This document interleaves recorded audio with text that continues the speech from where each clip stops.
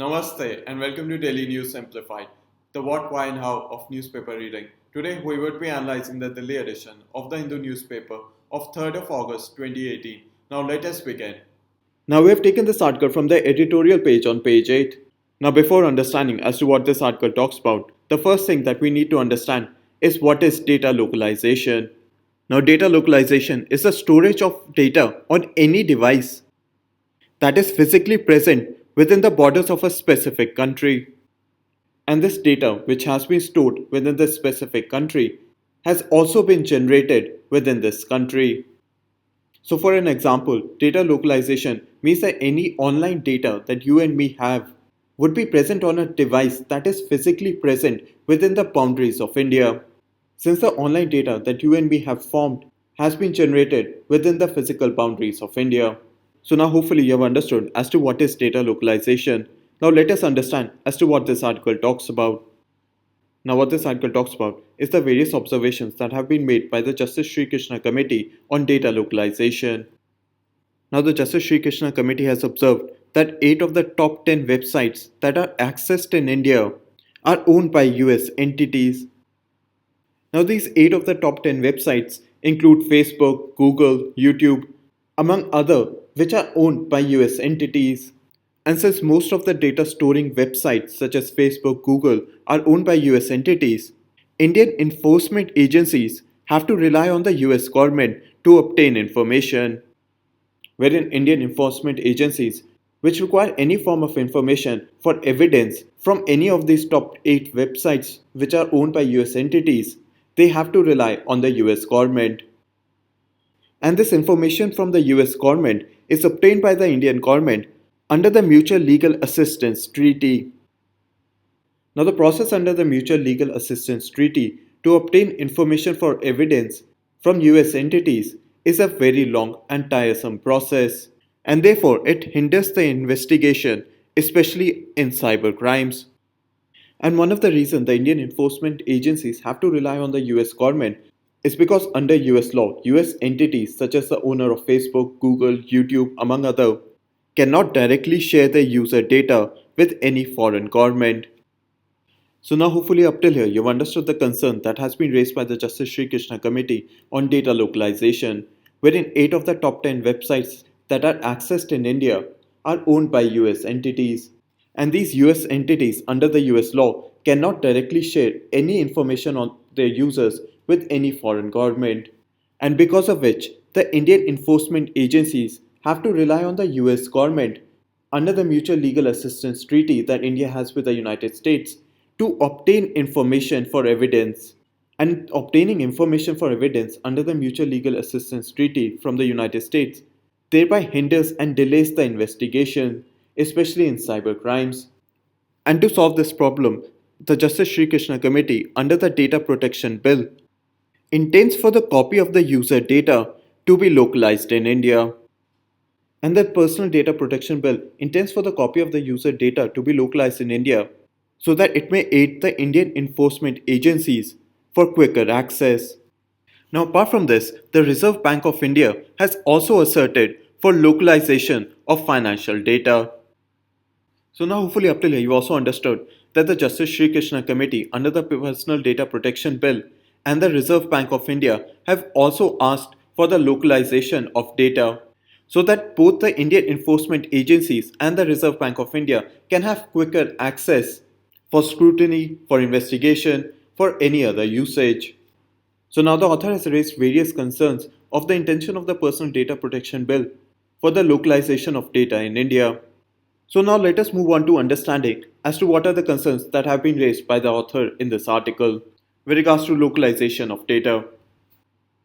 Now the first concern raised by the author is that the US government condition on US entities of not sharing user data will also continue on the copy of the data that has been localized by these US entities in India.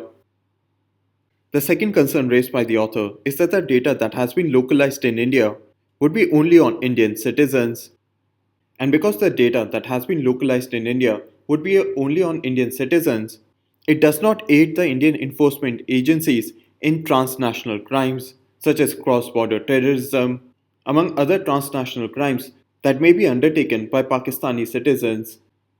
The third concern raised by the author is that the Personal Data Protection Bill does not state on how the localized data would be obtained, shared, protected by the Indian agencies. So now hopefully up till here you've understood the three concerns that have been raised by the author on data localization in India. Wherein the first concern is that the US government condition on US entities such as the owners of Facebook, Google, YouTube among others of not sharing the user data with foreign governments will also continue on the copy of that data which has been localized in India. The second concern raised by the authors is that the localized data would be only on Indian citizens, and so therefore it would not aid Indian agencies in transnational crimes such as cross border terrorism, which might be committed by Pakistani citizens. And the third and the final concern raised by the author is that the Personal Data Protection Bill does not state on how the localized data would be obtained, shared, and protected in India. Wherein, if the US entities do form a copy of the data which is localized in India, the Data Protection Bill does not state on how the Indian enforcement agencies would obtain this data from the US entities, on how this data would be shared among various Indian enforcement agencies. And similarly, the Personal Data Protection Bill does not state on how this data which has been obtained from US entities based on localization in India would be protected. Now, with regards to this, the authors have given a solution.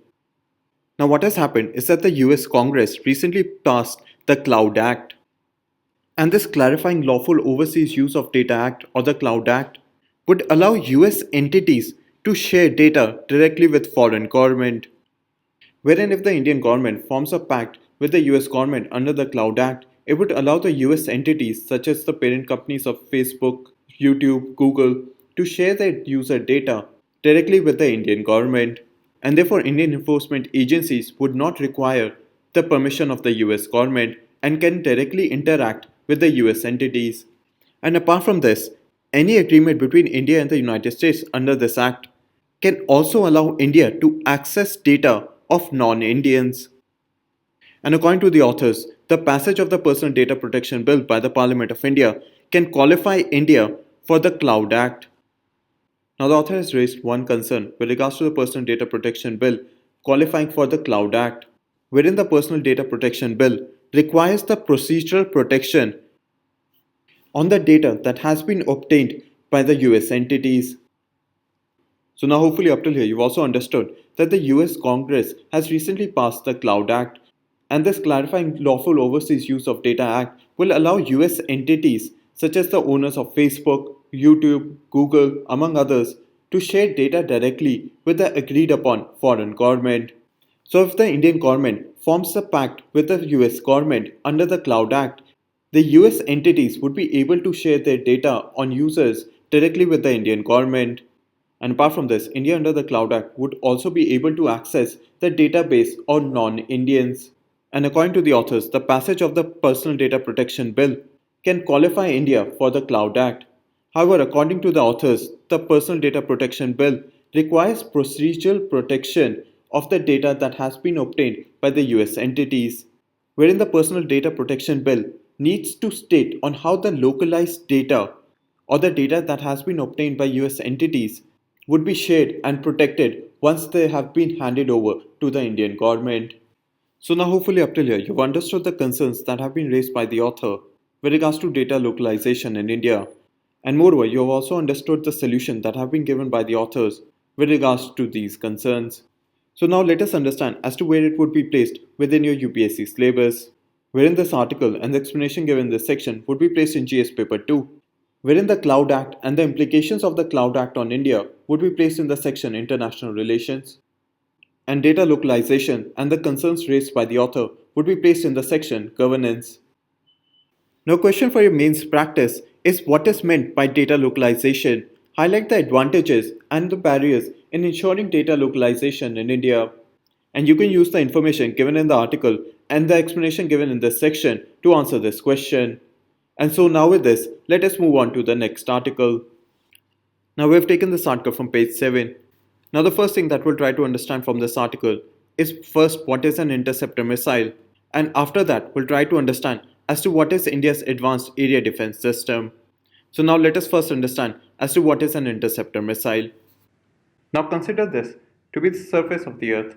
So if an enemy country launches a missile towards India, then our advanced air defense interceptor missile will try to intercept the enemy missile in what is known as the endo-atmosphere, which is about 15 to 30 kilometers from the Earth's surface, and thereby stop an incoming enemy missile by intercepting and destroying it in this region.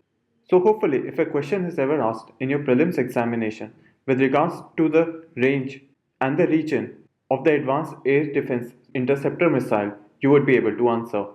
Now, another aspect which this article talks about is the ballistic missile defense system. Now, the ballistic missile defense system consists of two interceptor missiles. The first one is the Prithvi Defense Vehicle, and the second one is the one we just recently talked about, is the Advanced Area Defense Missile. Now, the Prithvi Missile Defense System is used for higher altitudes of roughly more than 50 kilometers, while the Advanced Air Defense is used for lower altitudes. So hopefully, if a question is ever asked in your prelims examination on the ballistic missile defense system, what are its two features and what is the difference between the Prithvi defense system and the advanced area defense system, you will be able to answer. Now we move on to our next article. Now we have taken this article from the editorial page on page 8. Now what this article talks about is that the government of India has released a new draft e-commerce policy. And under this e-commerce policy, the government of India intends to form an e-commerce law and an e-commerce sector regulator. And this e-commerce law and this e-commerce sector regulator is intended to be formed to effectively deal with all aspects of online retail. Now, one of the reasons as to why the government of India required an e-commerce law and a sector regulator is to control the different models of e-commerce that are available in India. Now, the first model is the marketplace model that is followed by Flipkart, wherein the main feature of this marketplace model is that e-commerce firms like Flipkart, Snapdeal, Amazon, among others, provide a platform for customers like you and me to interact with a selected number of sellers. When what happens is that a number of sellers register themselves on e-commerce firms like Flipkart, Snapdeal, Amazon, among others.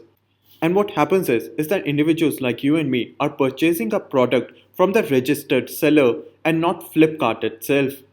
Wherein Flipkart is just a website platform which allows the direct interaction between a consumer and a seller. The second model of e-commerce is the inventory model. And the main feature of the inventory model is that the customers buy the product from the e-commerce firm itself. Wherein an example of the inventory model is Alibaba from China, wherein the e-commerce firm like Alibaba manage the inventory themselves. And it is this e-commerce firm under the inventory model which interacts with the customers and sells them products directly. Now the reason you needed to know as to what are the different models of e-commerce is because under the present guidelines that are governing investment in e-commerce, 100% FDI under the automatic route is permitted for the marketplace model of e-commerce, while foreign direct investment is not permitted in the inventory-based model of e-commerce. And it is within this context that the Government of India brought out an e-commerce policy and intends to form an e-commerce law and a sector regulator. Now let us understand as to why does India need an e-commerce law and a sector regulator. Now the first reason as to why India needs a policy or a draft law and a regulator on e-commerce is because of the rapid growth in the e-commerce sector, wherein the present e-commerce sector in India is worth around $25 billion and is expected to grow to $200 billion within the next decade. The second reason is that there is a lack of policy framework to deal with different aspects, wherein the issues of competition, regulation, data privacy, taxation, technical aspects such as localization of servers, technology transfer, and various other aspects are not given under the current Indian law.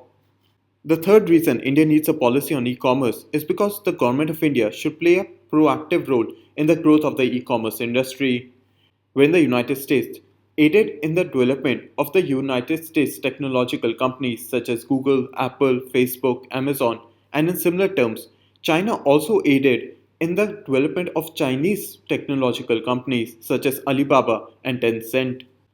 Now, the fourth reason as to why there is a need for a law on e commerce in India so as to create a level playing field between the e commerce companies and the local brick and mortar stores, wherein the e commerce companies, due to the deep discounts that they provide to customers, have formed an unequal level playing field with the established stores.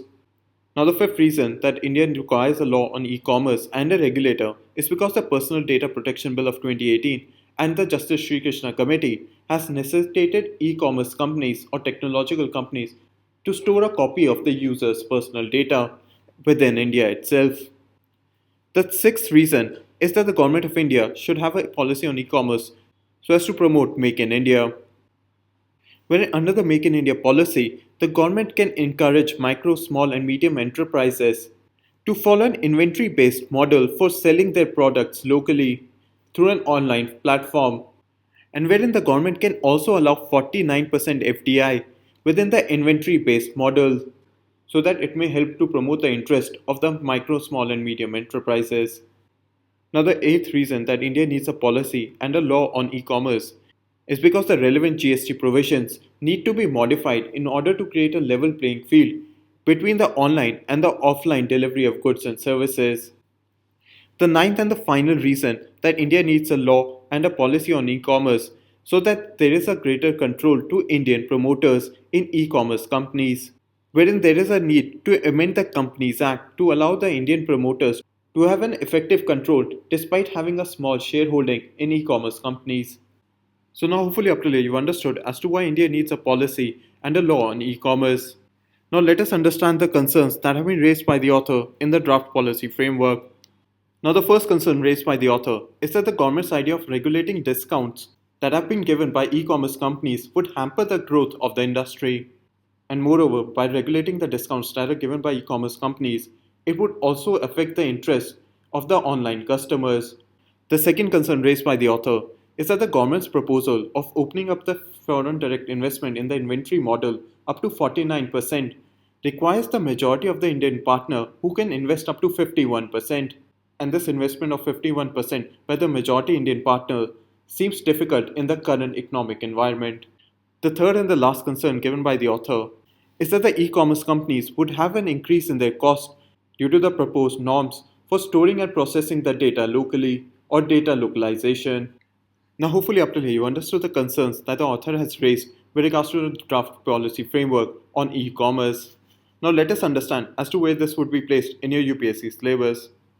Now, this article and the explanation given in this section would first be placed in GS Paper 2 within the section Governance, and more specifically in the section Government Policies and Interventions for Development in Various Sectors and the issues arising out of their design and implementation, wherein the particular sector that this section focuses upon is e commerce. And in similar terms, this article and the explanation given in this section would also be placed in GS Paper 3 within the section Economic Development, and more specifically in the section Indian Economy and Issues Relating to Planning, Mobilization, and Growth and Development. Now, previously, similar questions have been asked in your UPSC mains examination, wherein the first question was asked in GS Paper 2 in 2014, which had asked, though 100% FDI is already allowed in non-news media, the government is mulling over the proposal for increased FDI in news media for quite some time. What differences would an increase in FDI make? Critically evaluate the pros and cons. While the second question was asked in GS Paper 3 in 2014, which had asked that the foreign direct investment in the defense sector is now set to be liberalized. What influence this is expected to have on Indian defense and economy in the short and long run. Now, question for your practice is that the government is mulling increasing FDI in inventory-based model of e-commerce. Assess the impact of this move on e-commerce in India. And so now with this, let us move on to the next article. Now we've taken this article from page 10. Now what this article talks about is the proposed National Commission for Backward Classes. Now what has happened is that the Lok Sabha has unanimously passed the 123rd Constitutional Amendment, and this 123rd Constitutional Amendment Bill provides for the National Commission for Backward Classes, wherein this constitutional amendment would make the National Commission for Backward Classes as a constitutional body, wherein it would insert Article 338 Clause B in the Constitution of India, which provides for the Commission for the Socially and Educationally Backward Classes. And by making the National Commission for Backward Classes as a constitutional body, it would be at par with the current National Commission for Scheduled Castes and the National Commission for Scheduled Tribes. Now, under this bill, the National Commission for Backward Classes would have a chairperson, a vice chairperson, and three other members. And all of these members of the commission shall be appointed by the President of India. Now, currently, Article 340 of the Constitution of India provides for the appointment of a commission by the President of India to investigate the conditions which have been faced by the socially and the educationally backward classes. And it is within this context that the 123rd Constitutional Amendment Bill inserts Article 338 Clause B in the Constitution of India, which provides for the Commission for Socially and Educationally Backward Classes. Now, the current scenario is that the National Commission for Backward Classes is a statutory body which was established under the National Commission for Backward Classes Act of 1993. Now, you have to understand that this National Commission for Backward Classes is currently in transition, wherein the bill has been passed by the Lok Sabha and is going back to the Rajya Sabha for its approval. And we'll have to wait and see on how the 123rd Constitutional Amendment Bill, which provides for the National Commission for Backward Classes, moves forward. Now, question for your practice is which of the following are constitutional bodies? The first option is National Commission for Scheduled Caste.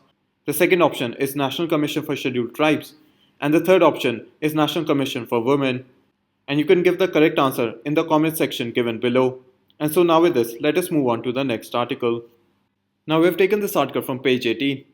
Now what this article talks about is that the Jammu Kashmir governor has sought Navy's help to save the Dal Lake. Now the reason the Jammu Kashmir governor has sought Navy's help to save the Dal Lake, the first reason is that the size of the Dal Lake has shrunk from being 22 square kilometers to 10 square kilometers now.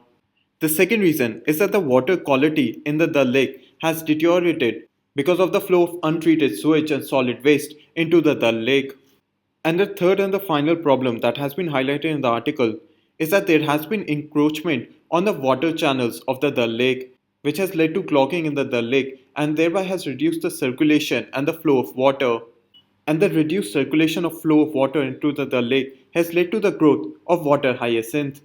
Wherein if you take a look at this image, it gives an example of what is water hyacinth. Now let us understand the various solutions that have been given to improve the conditions of the Dal Lake. Now the first possible solution that has been undertaken by the governor of Jammu and Kashmir is that they have sought to conduct a benchmark comprehensive bathymetric survey. Now bathymetric survey means the measuring the depth and mapping of underwater features.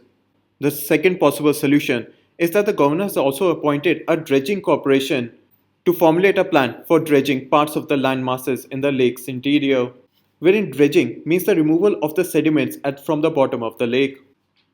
And apart from this, the governor of Jammu and Kashmir also intends to install holding tanks and biodigesters so as to make sure that the houseboats that are currently present on the Dal Lake do not discharge sewage.